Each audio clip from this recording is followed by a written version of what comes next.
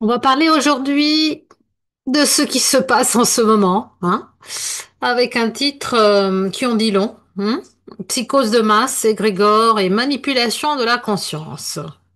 On est vraiment dans une guerre de la conscience, dans une guerre des esprits quelque part, par rapport à ce qui se passe en ce moment même dans le monde. Personne est exclu.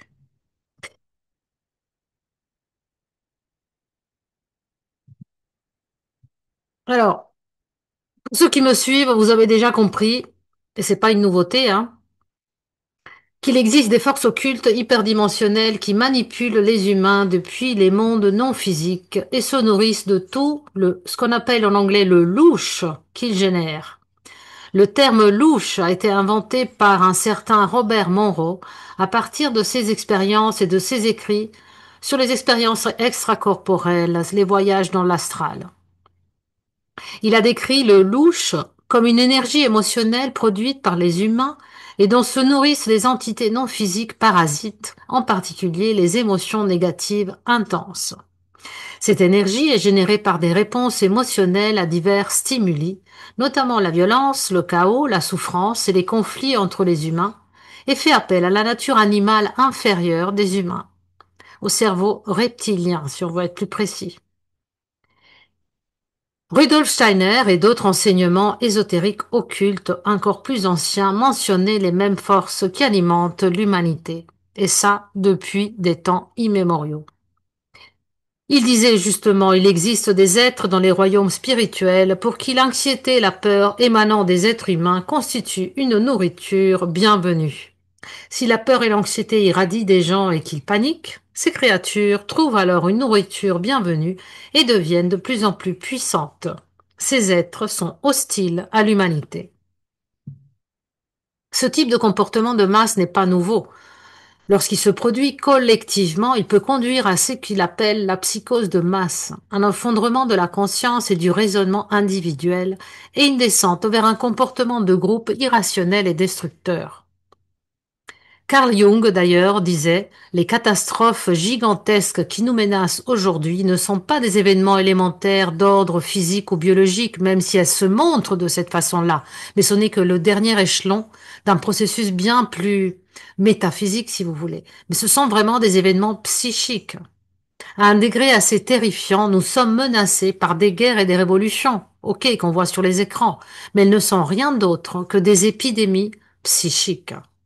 La psychose de formation de masse est essentiellement une formulation moderne de ce que Jung a décrit comme une psychose, vraiment une psychose de masse du coup. Jung voyait le danger comme provenant de la prise de contrôle de l'inconscient sur le conscient, à travers la manipulation sociale des vulnérabilités psychologiques. Et Dieu sait comment on embrasse en ce moment. De tous côtés d'ailleurs. Cependant, tous deux abordent le même schéma, la perte de l'individualité et l'emprise d'un esprit de ruche collectif, conduisant à des illusions généralisées, à des comportements destructeurs, souvent dirigés contre autrui. Du coup, on doit soulever la question des égrégores. Qu'est-ce que c'est que des égrégores? Des entités astrales, des formes de pensée collective. On observe la psychose de formation de masse tout au long de l'histoire, dans les idéologies politiques de l'extrême gauche à l'extrême droite, comme les régimes communistes, fascistes et totalitaires, qui ont entraîné le meurtre de millions de personnes. Pendant ce temps, les masses d'individus soutenant ces régimes étaient des automates hypnotisés, exécutant et soutenant leurs programmes. Regardez l'Allemagne de Hitler, par exemple. Mais regardez aussi ce qui s'est passé dernièrement, ne serait-ce que il y a 5 ans, 2020, hein, vous vous souvenez? La pandémie, hein? Oui.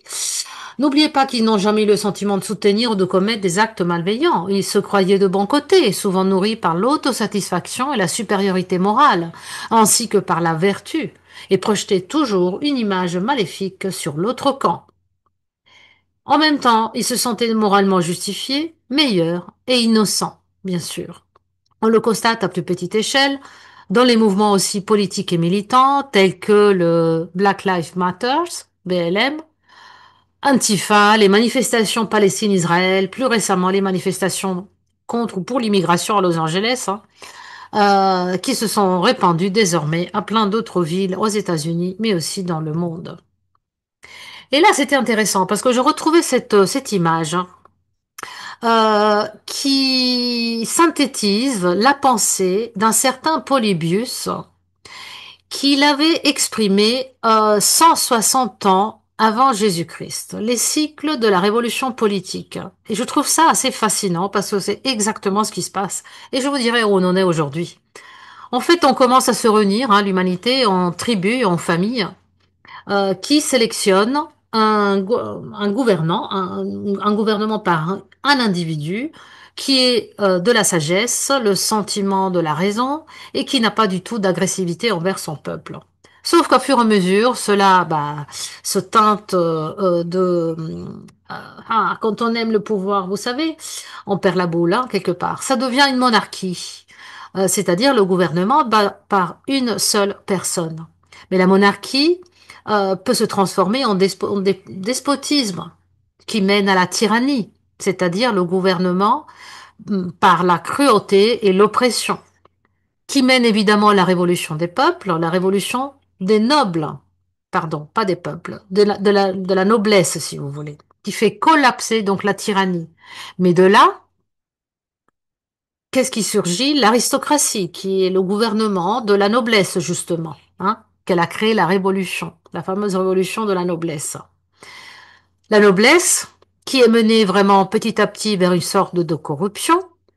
La corruption qui mène à une forme d'oligarchie, c'est-à-dire le gouvernement par les riches et puissants, qui déclenche inévitablement à force une forme de révolution populaire, qui fait collapser l'oligarchie et qui mène à ce qu'on appelle la démocratie, qui a des bonnes intentions au départ.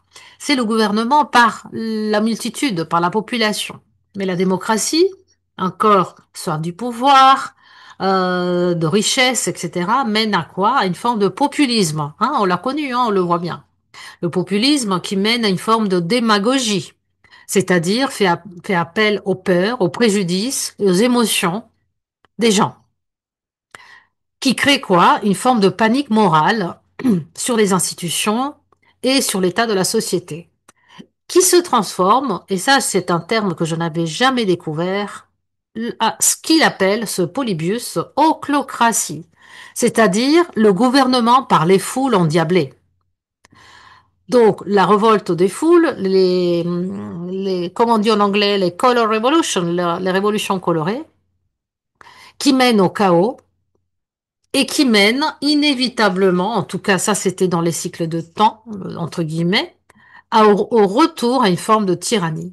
On est exactement dans cette période ochlocratie, que je ne saurais pas comment traduire, qui mène au chaos, et on est à deux doigts de retomber dans la réversion, dans la tyrannie. Or, on n'y tombera pas, hein, parce que c'est pas prévu, mais on est à un point crucial où effectivement les lignes temporelles du choix de chacun sont bien évidentes et c'est à chacun de nous d'être dans le discernement et de savoir véritablement quelle porte on a envie de franchir sur le chemin de notre vie, de la vie de la communauté, etc.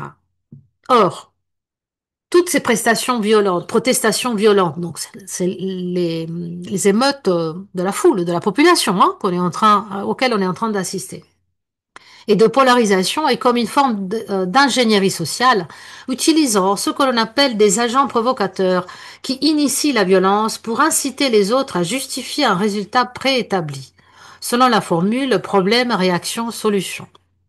Si le recours à des agents provocateurs et à la mise en scène du chaos est une tactique connue, par exemple, par la CIA et l'État profond, je mets aussi en lumière la dimension occulte plus profonde et la manière dont de tels événements ne sont pas seulement conçus socialement, mais exploités psychiquement par des égrégores et des entités hyperdimensionnelles se nourrissant de l'énergie libérée par la polarisation et la violence. Lorsqu'un groupe dirige des pensées chargées d'émotions, comme la peur, la haine, la colère ou l'injustice, vers un individu ou un groupe, l'énergie se multiplie. Au niveau occulte et astral, cela donne naissance à un égrégore, une entité immatérielle formée par l'énergie émotionnelle et mentale collective d'un groupe. Cela peut se produire dans les lieux physiques où des groupes se rassemblent, comme lors des manifestations, ou alors en ligne sur Internet, sur les réseaux sociaux, notamment, oui, la pornographie par exemple. Tout commence par une croyance partagée, une concentration émotionnelle intense. Au fil du temps, l'égrégore développe une existence quasi indépendante, se nourrissant de projections continues, de pensées chargées d'émotions. L'égrégore diffuse ses formes pensées par télépathie dans l'inconscient collectif, influençant les pensées, les émotions et le comportement des membres de son groupe d'origine, et même de ceux extérieurs à celui-ci qui entrent en résonance avec lui ou en contact avec lui. Les individus émotionnellement ouverts, faibles d'esprit, très suggestibles, ou en résonance avec la fréquence de l'égrégore, peuvent être infectés psychiquement, pensant, ressentant et agissant différemment, et agissant d'une manière aussi inhabituelle. Un égrégore s'insinue dans les aspects obscurs des individus et les incite à les projeter à l'extérieur. Il existe un égrégore massif créé par des masses de personnes, d'individus qui ne cessent de croître en soufflant la peur et l'alimentant dans une boucle de rétroaction vicieuse qui est basée justement sur la faute, sur les peurs généralisées, sur l'anxiété, sur la peur de la Troisième Guerre mondiale, sur la peur d'une escalade de la guerre au Moyen-Orient, la peur des catastrophes naturelles ou d'origine humaine, la peur du réchauffement climatique, ou des attentats terroristes, la peur d'une panne du réseau électrique, la peur de l'inversion des pôles, la peur d'un effondrement économique et la peur d'une extension mondiale. Et il y en a énormément plus, j'en passe. Cette influence est non locale, c'est-à-dire elle n'existe pas dans un endroit défini. Elle peut se produire à proximité physique, par exemple lors des manifestations ou de rassemblements, ou en ligne via les réseaux sociaux. L'égrégore existe au-delà de l'espace et du temps, fonctionnant dans les champs psychiques. Une fois infectés, les individus ou les foules peuvent être temporairement ou totalement possédés par cet égrégore. Et cela se manifeste souvent par une mentalité de foule organisée, une rage irrationnelle, un comportement violent et des dommages matériels. Une fois complètement envahis, les individus agissent comme des extensions automatisées de l'égrégore, se transformant en personnages zombiques, entre guillemets. Leur moi conscient est supprimé, créant un pont d'entrée pour d'autres forces non physiques et hostiles qui prennent possession de l'être. Outre l'infection par l'égrégore, ces êtres deviennent vulnérables aux entités hostiles qui se nourrissent donc de ce louche, entre guillemets, émotionnel généré par leurs actions et projections. Donc tout le monde participe au festin, hein. C'est pourquoi tenter de raisonner avec eux est souvent vain. Vous ne parlez plus à un individu conscient. Vous vous adressez à l'égrégore qui agit à travers eux. Il n'y a personne là-dedans, chez soi, comme on dit. Et s'engager est souvent une perte de temps et ne fait qu'épuiser votre énergie. Pour certains, la possession est temporaire. D'autres, notamment ceux qui souffrent de blessures profondes et non résolues, d'aspects sombres non intégrés ou de faiblesses spirituelles, émotionnelles et mentales, peuvent facilement être possédés par des entités hostiles qui profitent de la situation, tel un prédateur instinctivement attiré par une proie faible. Les idéologies fanatiques, de gauche comme de droite, se projetant mutuellement, peuvent devenir des égrégores massifs, surtout lorsqu'elles sont alimentées par la manipulation médiatique et une pensée polarisée. Tout ça bien orchestré par nos dominants, bien évidemment, hein. Elles attirent donc également d'autres forces occultes qui n'ont pas d'intérêt pour le bien-être de l'individu et de l'humanité tout entière. Et donc le travail de l'ombre, c'est-à-dire sa propre ombre, est essentiel pour éviter d'être entraîné dans une psychose de masse ou des cycles d'indignation en ligne ou en direct, avec à distance ou avec vos proches, avec vos amis. Ça n'a aucun sens. La, régula- la régulation du système nerveux est tout aussi impérative pour vous tous, les guerriers spirituels que vous êtes. Rester observateur et dans la maîtrise de ses émotions est la première attitude contre la possession par les égrégores collectifs qui se déchaînent en ce moment. Je vous dis, se déchaînent en ce moment. Car la dérégulation crée des fissures par lesquelles ils pénètrent. L'ego est facilement tenté d'attaquer les autres lorsqu'il est provoqué par la pensée de groupe ou la contagion émotionnelle provenant d'influences extérieures. Refusez de les nourrir. Récupérez vos projections et restez ancré dans votre vrai soi, régulé, incarné et enraciné dans la terre. Les égrégores utilisent une sorte de propagande inversée pour rationaliser la haine, la rage, le ressentiment, justifier tout ça, l'envie et même la violence. La solution réside dans le développement d'une conscience de soi suffisante et dans l'ancrage dans son soi véritable, par opposition à la personnalité de l'ego, grâce à un travail psychospirituel afin d'éviter d'être entraîné dans une psychose collective ou être dépassé par un égrégore envahissant. La seule issue est la descente d'une conscience divine qui n'est pas la marionnette de ses forces, mais qui est plus grande qu'elle, plus forte et puissante. Mère, la compagne de Sri Aurobindo, disait à ce propos, l'existence de ces forces hostiles est même nécessaire, paradoxalement. Elle renforce votre détermination, elle vous teste, elle clarifie votre aspiration, qui vous êtes, vers où vous voulez aller, quelles sont vos valeurs. Il est vrai cependant qu'elles existent parce que vous leur avez donné une raison d'être. Tant qu'il y a quelque chose en vous qui leur répond, c'est-à-dire des points d'entrée, des boutons rouges, leur intervention est parfaitement légitime. Si rien en vous ne répondait, si elle n'avait aucune emprise sur votre nature, elle se retirerait et vous quitterait. La bataille n'est jamais vraiment extérieure. Elle se déroule à travers nous et à l'intérieur pour faire émerger le royaume intérieur, ce qui se traduira par une action plus consciente en harmonie avec la volonté divine en vous, en chacun de vous. Cela aura des effets bien plus puissants sur le monde extérieur que l'activisme mécanique et réactif ou bien les défilés de protestation tout azimut. Plus vous êtes individualisé, plus vous avez intégré votre ombre et vous êtes connecté à l'énergie du soi, votre soi supérieur, votre grand vous, votre grand soi, moins vous êtes influencé par l'esprit de ruche ou du groupe, les mouvements de masse ou les égrégores collectifs. Vous ne serez pas influencé par les tendances sociales et vous ne vous identifierez à aucun parti, mouvement ou groupe. Nous devons faire preuve de foi et de patience, car nous sommes encore des petits enfants, des adolescents, compte tenu de notre stade d'évolution en cette période de transition. La conquête intérieure est une véritable bataille, bien plus difficile que la bataille extérieure, et je peux vous en confirmer, je peux vous le témoigner. Il faut du courage. C'est pourquoi beaucoup de gens l'évitent, le contournent spirituellement ou extériorisent tout, pris dans un cycle interminable de victimes bourreaux-sauveurs, luttant contre les ombres qui se dressent contre le mur, tandis qu'ils se combattent les uns les autres. On ne peut forcer le processus.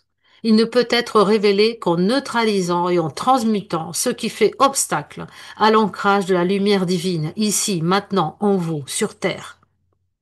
Ce processus exige également un travail intérieur conscient, responsable, un engagement profond et une inspiration sincère au divin en vous, à découvrir vos potentiels, la merveille, la magie de qui vous êtes. La sincérité envers soi-même est essentielle et c'est aussi la plus difficile à établir, quelle que soit l'image que l'on cherche à projeter extérieurement, voire à se mentir à soi-même. Arrêtez de vous mentir. Soyez vous-même. Découvrez-vous. Cependant, avant de pouvoir se spiritualiser et révéler notre âme, notre véritable moi, nous devons d'abord nous individualiser et nous intégrer pleinement intérieurement, ce qui est le but premier du travail sur l'ombre. Cette étape est incontournable. Actuellement, durant cette phase d'éveil, souvent brutale, des millions de personnes entament leur voyage d'individuation pour la première fois de leur vie. Ils sortent à peine du consensus des masses et de la conscience collective, de la manipulation généralisée, de la propagande. Ce qui est déjà un défi, car cela implique de se défaire de vieilles croyances, de tout ce à quoi on était attaché, de ceux qu'ils pensaient vouloir, de leur attachement à leurs anciennes associations, groupes, amis et même familles, et surtout de leur propre identité. C'est un processus de renaissance. C'est long, c'est profond, c'est inéluctable, c'est maintenant. Et ça se fait pas en un jour. L'ancien et le faux doivent mourir avant que le nouveau et le vrai puissent naître dans le monde en vous-même. C'est maintenant. Soyez heureux. Engagez-vous pour vous-même. Neutralisez vos peurs. N'ayez pas peur. Il n'y a rien à avoir peur. On va passer des moments très intenses cet été. Tenez debout, enracinez-vous, restez dans la nature, connectez-vous à votre cœur et transmutez vos peurs. Je vous en prie, je vous demande, je vous prie. C'est pas que je vous en prie, je vous prie, je vous le demande de tout mon cœur. Et je vous embrasse tous. On va y arriver. C'est la fin du vieux monde et le début du nouveau, grâce à vous aussi.